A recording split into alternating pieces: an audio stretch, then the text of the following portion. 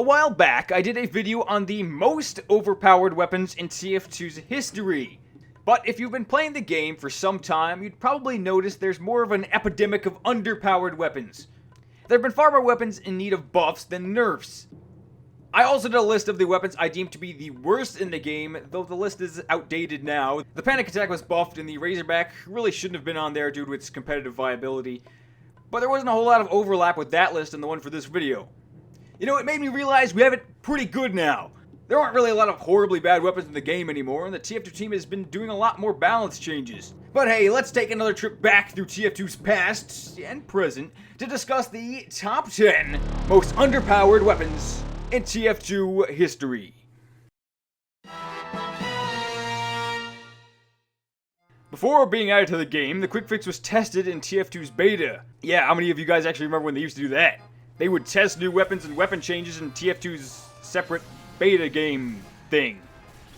And when it actually got into the real game, it was kind of an underwhelming mess that didn't really hold up to the other two mediguns at the time.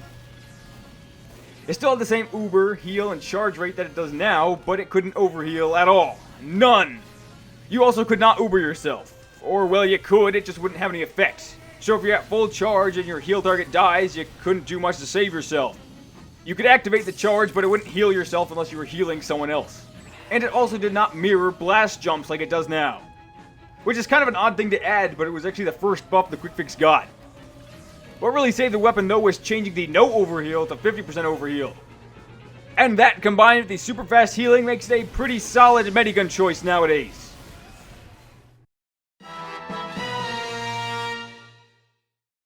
The Winger. Whoa, look at that massive damage bonus it has. 15%. That results in a whopping 2 more damage per bullet. But it only has 5 shots in a clip, so let's see. The base damage of the pistol is 15 with 12 shots, and the Winger's base damage is 17. Alright, let's see. Carry the 1. If you land all your shots with the Winger at mid-range, you'll do 85 damage.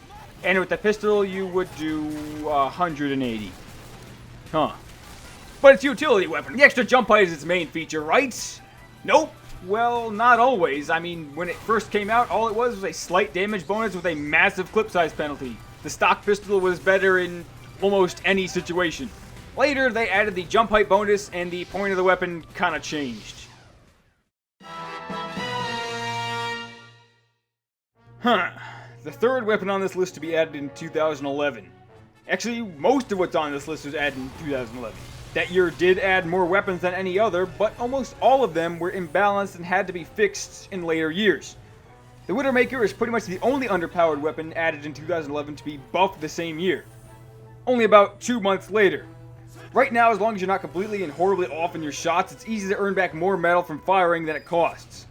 It only takes 30 metal, but when it came out, it cost 60. You would have to be right up in someone's face to even break even with your shot. And don't even bother firing at mid-range. You're just going to lose more than you're getting. If your aim was spot on enough not to lose all of your metal after 3 shots, you might as well just be using the shotgun and not risk wasting it in the first place. Then they cut the cost in half and it became the adequate weapon it is now. I put these two as one because I just didn't want to have to talk about them separately again. They were added at the same time and are pretty notoriously underpowered. And both have remained relatively unchanged. The Sun on a Stick was slightly buffed, but it is still far too situational and basically requires you to hang around a pyro to get any use out of it. Sure, it doesn't really have a crippling downside, but essentially any other melee would be more beneficial. Same thing with the Sharpened Volcano Fragment. I would even say the Fire Axe is more useful than the Volcano Fragment in most situations, and there exists a direct upgrade to the Fire Axe. A melee weapon that lights enemies on fire is almost entirely useless on a class with a flamethrower and flare guns. But I've had people tell me the Fragment isn't a bad weapon because it's good in medieval mode. I mean, yeah, I guess it's okay in medieval mode, but if the weapon is only decent in obscure, jokey game mode, it's probably not very good.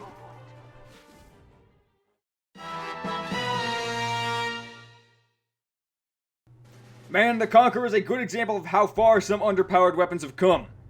Where to begin? Okay, so back then, the buff banner charged through damage dealt, the battalion's backup charged through taking damage, and the Conqueror built rage through both. a mix between dealing and taking damage, which is a neat idea, but it took far too long to charge. You'd be lucky if you filled it once an entire life. It also didn't provide a speed boost, and instead of returning 35% of damage dealt, it only returned 25%. And it didn't have the health regeneration. But the main thing that really held it back was how long it took to charge. I mean, it took forever. This is one of those weapons that went from being unusably garbage to really, really powerful. So, yeah.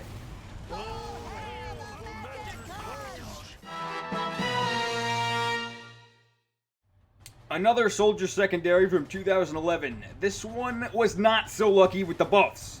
In fact, it wasn't really changed in any way at all in the 5 years it's been out. That's half a decade. 3 times falling damage on the person you land on won't come into play in the vast majority of games. I mean, if you're actually playing the game and not using the rocket jumper or something. And sure, the 75% reduction in push force is a nice passive bonus, especially for dealing with sentries where you don't get pushed back as much.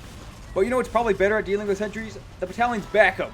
It gives you more health and its effects halve the damage of sentries, and it also applies to nearby teammates. If you're looking for passive bonuses, the Mantreads just really don't hold up to a lot of soldiers' other weapons.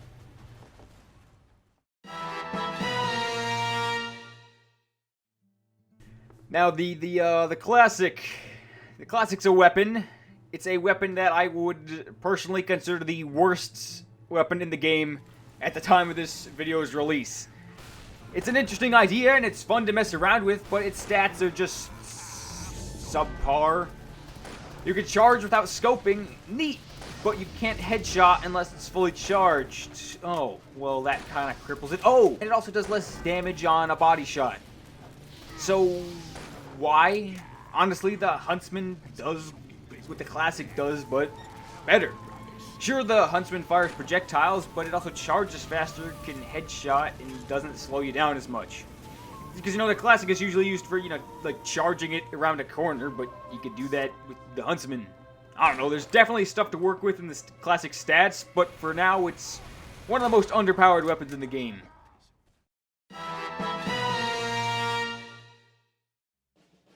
The Cozy Camper is a lot like the Concheror. Not just in its health regen, but the fact that it went from being garbage to the opposite of garbage. The camper didn't actually start with its health regen, it was just no flinching and less knockback while aiming. Well, that doesn't sound too bad, you say. Sure, it's a little underwhelming, but wait! It had a minus 90% move speed while aiming. Yeah, 90%. Slower than a Brass Beast Heavy. You were stationary, pretty much. They later reduced that to minus 80%, groundbreaking. Finally, the TF2 team decided to just remove the move speed penalty and replace it with a 20% damage vulnerability at all times. You take 20% more damage. Not flinching for minigun fire sure is cool, too bad it just kills you outright. Later on, that downside would be chucked into the trash and the regen rate was increased. And now it's pretty dang good, to say the least.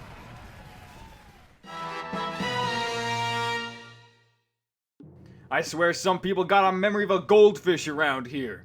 At one time, I commented lamenting the fact that you could not store shells with a panic attack. And every so often, I get told you can, in fact, store shells with a panic attack. Whoa, well, you know, just a few months ago, when I said that, you could not. And the shotgun was bad. I mean, really, really bad. When it came out, not only could you not store shells, it didn't deploy faster, its base fire rate was only 15% as opposed to 30%, and its base reload was only 33% faster as opposed to the 50% it is now. This is just one of those weapons that makes you wonder, what were they thinking? Like, was this tested? It's a weapon that gets more powerful the lower health you are. So a weapon, you know, more for emergencies. But, you know, it doesn't store shots. You're at low health, you know, out of rockets, you need that shotgun. Hang on, just, you know, stay right there. Let me spend a second or two loading up some shots. Don't move. And then you just gotta hope you land them because the fire rate is so fast. Sure, now it's good. It can store shots, and that really saved the weapon. But, did you use it before it was cool? But before we get to number 1, here are a few honorable mentions that were not too underpowered enough to make it on the list.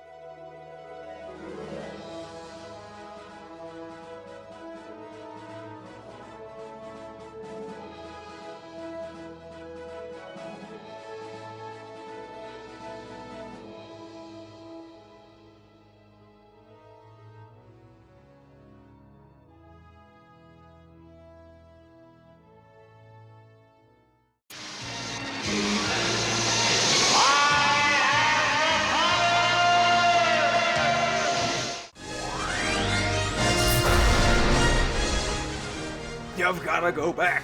Back to the base! Blah, blah, blah, blah, blah, blah, blah. Also He-Man, because lightning bolt. Blah, blah, blah, blah, blah. I'm mixing those two together. The Eureka Effect! The Eureka Effect started as a simple weapon with one upside and one downside. The upside being a single right click could bring you back to spawn, but you could not carry buildings. Basically a straight upgrade to 2007 Engineer where you couldn't carry buildings to begin with. You know, you would set up a teleporter, right click back to base, take the teleporter back and use all your new metal. It wasn't particularly amazing, but it wasn't bad. Then they decided to allow you to either teleport to spawn or your teleporter exit. Well, that's pretty neat. And you can carry your buildings now. Oh, well, alright, what's the new downside? Oh my god. Repair and upgrade rates have been decreased by 50%. 50%. That means it requires double the metal and double the time to upgrade or repair anything. You think upgrading everything to level 3 is bad now? Try doing it with Eureka Effect back then. You'd be doing it the entire game. Oh, and if you're under attack, well, too bad. Repairing it's gonna take double the time. Well, I mean, why?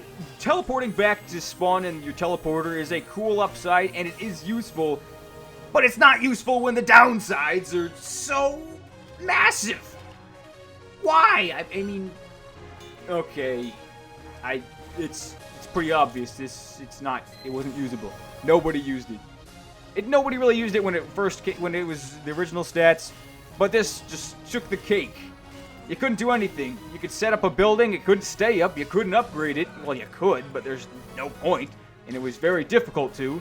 If you managed to set everything up to level 3, when someone comes to try to take you out, you couldn't stop them because it takes so long to repair. I mean, yeah.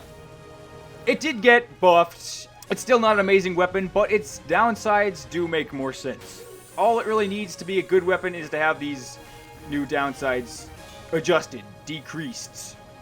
But for a time between June 11th, 2014 to July 2nd, 2015, I would consider it the most underpowered weapon to ever be in the game. Wow, I'm back. I was in the past. Now I'm in the future. 88 miles back to the future. That was the list. Maybe you disagree. Maybe you think the order should be different. Maybe I'm a stupid moron who should go kill himself with a rusty spoon. But yeah, if you did like it, you could watch the other videos. I don't recommend it. You could. Yeah. Video's over. I usually just kind of ramble because I don't write an ending. Maybe I should, maybe I shouldn't. I doubt anyone listens this far. But if you do, what's poppin', guy? Steve? How you doing, Steve? Stevie, my man? Yeah. Alright. Catch y'all on the flip side, dogs.